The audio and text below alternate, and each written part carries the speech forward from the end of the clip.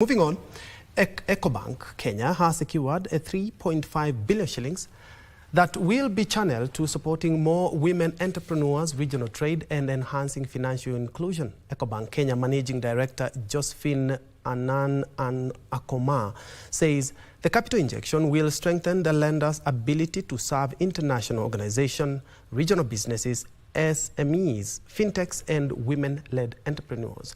She says the cash will also target high-impact sectors such as agriculture, manufacturing, ICT, and also tourism.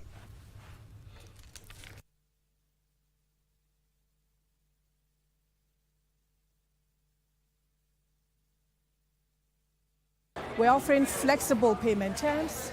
We are offering lengthened tenors so that the repayments on the women are not too strenuous. And then the interest rates that we're offering are also a bit more competitive and favorable. Second, we're offering access to markets, because when you finance the woman to produce, but she doesn't have an outlet to sell, then you run yourself into problems. So we have the Ecobank Single Trade Hub that we are putting our Elevate Women on free of charge, so that they have access not only to markets here in Kenya, but across the 33 markets that Ecobank is present in.